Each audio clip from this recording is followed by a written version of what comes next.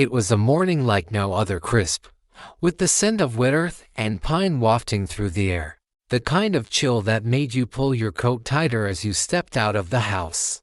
A quiet autumn morning on the farm, where the sun struggled to rise through a thick layer of fog that clung to the valley below. My eyes first caught the white paper tacked to the wooden gate, visible from the kitchen window. The cold ink on it wasn't the usual letter. This one had a different weight to it. I could feel the tension in the air before I even knew what it was. I'd been watching the landscape outside my window for too long, sensing something was off. The weight of the world pressing in from every direction. From the moment Riverstone Ridge had sprouted like a weed at the edge of my farm, I'd known trouble was coming. But today, it wasn't just in the wind. It was in that letter. I pulled on my boots, skipping the laces, as I strode out across the wet grass. My boots sank slightly into the dew-covered earth, each step bringing me closer to the source of my unease. The paper was affixed to the gate with a single, polished brass tack, held in place with alarming precision. I tore the paper off with a quick motion, feeling the tension rise in my chest. It was from the Riverstone Ridge Homeowners Association. A fine for a violation. The words were far too formal and kept property boundary. A fine for something as absurd as not maintaining an aesthetic that fit their standards. I crumpled it in my fist. This wasn't about property maintenance. This was about pressure. It was the 10th fine in 6 months, and each one came with an implicit threat. They thought they could wear me down, suffocate me with fines, or force me to sell my property. They wanted me gone, and they were trying every angle they could. They hadn't expected a fight, and they hadn't expected me to be good at playing the long game. I turned my attention toward the sprawling oak tree that stood in the distance. It was the heart of the property, and it had been there for generations. My wife and I had carved our initials into it when we were young. June, my daughter, had spent hours in that tree, the swing hanging from its lower branches. But Riverstone Ridge and their ambitious president, Grant Hollis, had their eyes on that tree. They wanted an easement across my land for a new road to connect the development to the highway.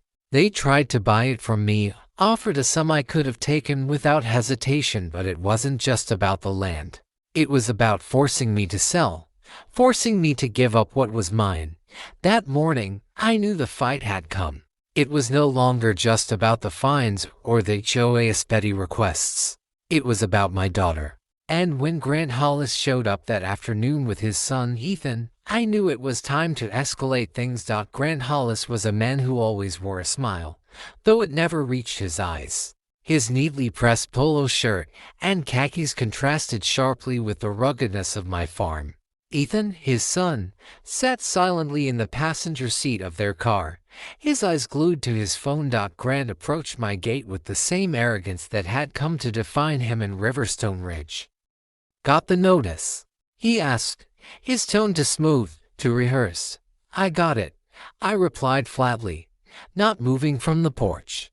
The house I had built with my wife, the farm we had cultivated, was not for sale. My resolve was steady. "This is my farm, not your little suburban kingdom." Grant's smile faltered, but he quickly recovered. "It's a shame you don't see it our way. I've made you a fair offer. You could leave this behind, Don. A smaller place, less work, less stress." He gestured to my land, his eyes scanning the rugged property like it was something to be discarded. "I'm not selling," I said, my voice quiet but unwavering. He sighed dramatically, almost theatrically. "You know, Don, it's hard to raise a family out here, especially a daughter. Things can happen. Bad things." He glanced back at Ethan, who was now staring at me with a slight, mocking smile on his face. I didn't flinch. "Stay away from my daughter," I said, my voice low, almost a whisper. The warning was clear, and the weight of it hung between us. Grant laughed, a hollow, dismissive sound. He held up his hands, as if surrendering, and walked back to the car. As they drove off, Ethan's eyes met mine. He didn't say a word, but the slow swipe of his finger across his throat sent a chill through me. I wasn't just a father. I was someone who knew how to deal with threats, how to observe, how to prepare, and when to act. They had crossed the line. The game was on. Later that evening, as the last light of day waned, I went to my workshop. The barn was old, filled with tools and memories. But tucked away in one of the metal cabinets was a different kind of tool, one I hadn't used in a long time. It was a high-end trail camera I'd used in my military days, weatherproof, motion sensing, and silent. I grabbed it and made my way to the oak tree, climbing up the ridge until I reached the base. From there, I secured the camera on a high branch where it would capture the surrounding area. I wasn't just waiting for them anymore. I was watching. The next few days passed in a haze of quiet tension. June came home from school, unaware of the growing danger. We didn't hide things from each other. She knew about the HOA pressure, but I kept the threats to myself, not wanting to worry her more than necessary. But the camera had caught something, a group of figures, dressed in their school jackets, creeping up on our property. Among them was Ethan. They crossed the fence line, moving toward the oak, where they knew June would pass on her way home. I watched, anger rising as they cornered her on the trail. The footage was clear. Ethan and his friends grabbed her, twisted her arms, and shoved her to the ground. They bound her hands with zip ties, laughing like it was some kind of sick game. And then they strung her up from the oak. The rope was too tight, and she was left dangling from the tree, barely able to stand. Ethan stood there, smug and triumphant, filming the whole thing. I could see the hate in his eyes as he taunted her. "Where's your daddy now? You think he's going to save you?"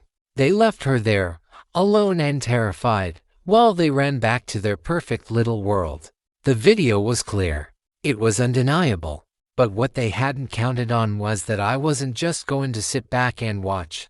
I could feel my heart pounding as I watched the footage, the bile rising in my throat.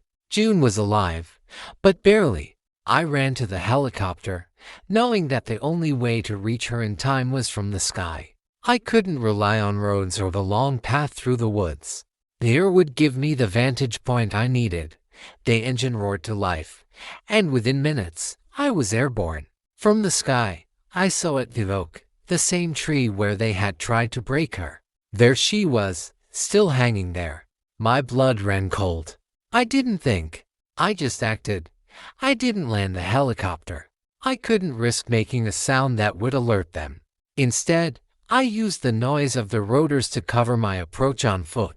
I landed a few hundred yards away, my boots crunching over the leaves as I sprinted toward the tree. When I reached June, I could see she was barely breathing. I cut the rope quickly, catching her before she hit the ground. She was light in my arms, her body limp, but her eyes were still sharp. She wasn't broken. Not yet.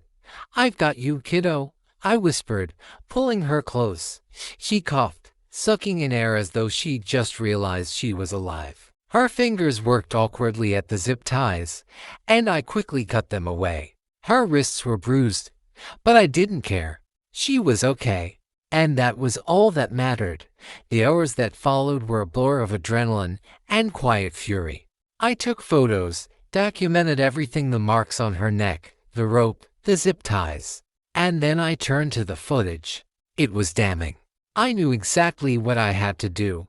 A few days later, the Riverstone Ridge HOA annual gala was in full swing, and I was ready. I had made the necessary arrangements, worked with the right people, and now it was time for Grant Hollis to face the consequences of his actions. As Grant took the stage, proud and confident, the projector behind him flickered on. The grainy footage filled the screen, showing Ethan and his friends. The zip ties, the rope, the taunting. The entire room fell silent as the video played, the truth undeniable. And then, the text messages appeared, showing exactly who had orchestrated it all. Grant's face turned white as the room's collective gasp filled the air. Ethan lunged at the stage in a panic, but I was already on the move. I stepped forward and neutralized the threat in one swift motion. The sheriff arrived soon after, and the arrests were made. The conspiracy, the kidnapping, the assault, it was all laid bare. But for me, the real victory came the moment I walked away from that event, knowing that I had protected my family and my land.